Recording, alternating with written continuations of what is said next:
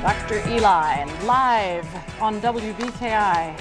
The man is in the house. He is. He's in the house and he's ready to solve your relationship problems. And there are many of them coming up with Valentine's Day right around the corner. We're a week away from Valentine's Day, so if you guys are watching out there, you want to make sure you plan, especially as the male or your spouses or your boyfriends out there, then your girlfriend or wife is waiting for you to plan. You don't want to wait till the last minute on that. Helpful tip. Oh, man. All right, we're taking your phone calls for Dr. Eli. 502-276. Hope that's not in your case. 2118. Well, I have a question. Sure. Valentine's Day is right around the corner. Biggest time to propose, what? New Year's Eve, Christmas, Valentine's Day? Is that the best time in your opinion? I don't know. The biggest factor is, are you prepared? You should not just do it out of the gut. You should have thought about a lot of these factors we talk about, and we'll actually talk about next week too. What are some things you have to have kind of notched off that checklist before you pop the big question? But certainly it's a romantic time of year. It doesn't mean you should make that commitment if you're not ready to, though. All right.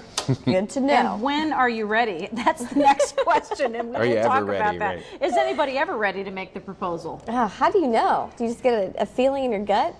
I think it is a combination of a feeling and enough of these compatibility factors that you have to have that we've talked about before. And there's some core things about your partner that you can't change, so they better be a good fit with who you are before you go making a lifetime commitment. Don't you think that the key to a lot of successful relationships is when you aren't going into it with the idea of changing the person, because you fall in love with somebody and suddenly you want everything about them to be completely different. That's right. These things that draw us to the partner originally, like we said, become to be big annoyances later on. So we want to make sure we're a good fit on a lot of these kind of personality characteristics that don't change much over time. Amazing. All right, still taking phone calls, 502-276-2118. We do have emails as well. Emails live at WBKI.tv if you have a question for Dr. Eli. We have an email that's kind of on the same page. This email comes from Tina. She says, I'm getting married in a few months, but I'm worried about my fiance's isolating behaviors. Ooh. He enjoys spending a lot of time alone reading or playing video games, whereas I always want to go out and spend time with friends or family. He says he's always been this way, and I shouldn't take it personally. Please help. Right. Okay, Interesting. Tina. Wow. Yeah. Well, that's exactly what we were talking about. This idea that it seems like this gentleman, we're all in this kind of interpersonal spectrum of how much time, I like to call it me time versus we time in a relationship, how much things we like to do with our partner versus we want alone. So it sounds like, Tina, your fiance is someone that likes to spend a lot of time alone doing his thing. So you're probably not going to change that. Right. I would say the best thing to do is, Tina, maybe put the ball in his court, help him plan some things, or let him take the lead in planning things you all can do together, but kind of meet him where he's at. He's probably not going to be one of those guys that's going to be wanting to go out every night. And again, one of those things that doesn't make it bad or make it bad or better, it just makes it different. And you have to negotiate those differences in any type of long-term relationship. So find something, maybe join a book club together, Tina. Do something. Right. Join a book club. But don't try to change him. That's the key. No. Here's another interesting note in the mailbag, and this is something straight off of television. This is a scene that's going on the show Glee right now. Okay. I'm a single father. I think my 16-year-old son is questioning his sexuality, but he's uncomfortable talking to me about it. What could I do? How can family therapy help?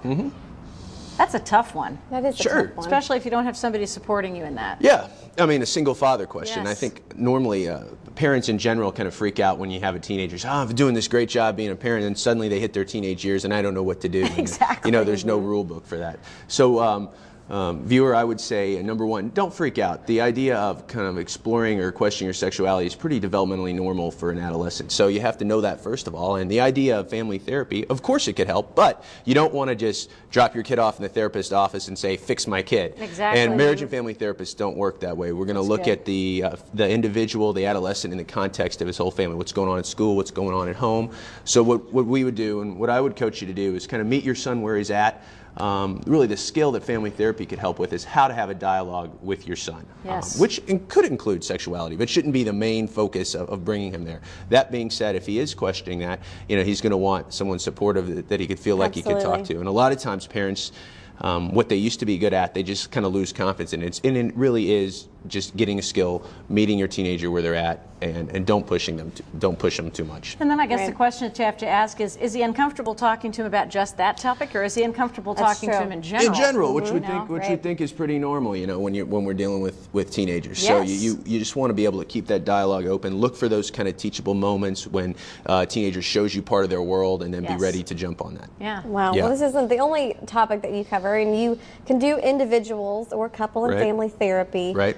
We can also visit your website. Talk about that a little bit. Yeah, the website's got plenty of stuff on there if you want to know more about the field of marriage and family therapy. So say you're thinking about, should I go and see a counselor, a clinical social worker, a marriage and family therapist, there will be links on there. And even if you can't see someone like me, we'll have a resource that you can link to from my website. We'll show you some good alternative options to see a marriage and family therapist in the Louisville area. You can email questions to us for next week's visit, and you can also visit Dr. Eli's website, elikaram.com, which is wonderful. And the phone lines, of course, are still open if you'd like to give us a call. Yeah, we get a lot of questions, so please feel free to send, and it's confidential, and you can do whatever, put any kind of question you want on there, and we'll select it and answer it on the air on Louisville Live this morning on Mondays. Exactly. 276-2118 is the phone line to call right now and ask Dr. Eli a question. And Dr. Eli, this is something that came up actually last week. We didn't get to it, so we want to talk about it today because Mary has probably been waiting for a week. I'm deeply disturbed about my brother. We're a family that's never gotten deeply involved in each other's problems. We're close, but try not to meddle. However, I think he has reached a difficult point. His wife has recently left him, and he's been chasing a business dream that never paid off. The rest of the family and I want to help him get his life together. Where do we begin? Wow. That's a discussion about boundaries, right? Yeah, family boundaries. And we can have, boundaries that are too close, which we call meshed, and those are too far, which are kind of like cut off. And it's difficult because it's not like, from your question, viewer, it's not like your brother is a young man. So he's had some life experience. Exactly. And I think the question is there of, how do we show we care, that we're there for you if you want to talk about it without, as you said, meddling or being too much? So I think you have to, that's right. I think you have to throw it out there and say, looks like things, look tough for you, and we know you're trying to do it on your own, but if you need to talk, number one, or you need some support, you can get that from us. But I don't think you can, again, overdo it, especially with someone that's been independent that long. You can lay it out there, but they have to be able to pick it up on the other end. Wow, so taking phone calls right now, 276-2118. We have Susan from St. Matthews on the line. Susan, what do you have to say? I have a really quick question. Are there, I have a 12-year-old that's going to be 13 next month. What are some signs of bullying? I mean, if you ask and they say, no, I'm not, and no, I don't see it, but then there seem to be signs like when there's open response questions, and the only ones they don't answer are ones that are about bullying, but they answer every other one. Behavior changes that just seem, I don't know, it's concerning. Let's Dr. Eli, talk about bullying a little bit, because I'm sure you're dealing with this in some of your family Sure, therapy. and you see it a lot. You see it through all out your school years, but it's certainly middle school and into high school. So you want to just know kind of your son or daughter's world. You want to know what's going on, who their friends are.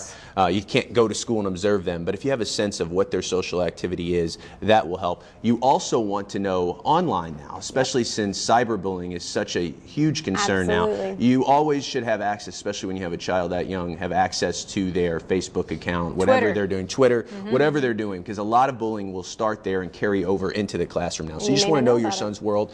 You can always ask a teacher. You can always ask someone at the school that can observe the child in their kind of natural setting. Dr. Eli Karam, thanks for being with us today. See you guys next week. Appreciate the great answers. Relationship questions next week. 8825 elikaram.com. Thanks, Dr. Eli. Valentine's Day questions next week. All right. We'll be back with more Louisville Live this morning. I'm going to sit down with Chris Caswell, possibly a tell-all. We might want to keep Dr. Eli around.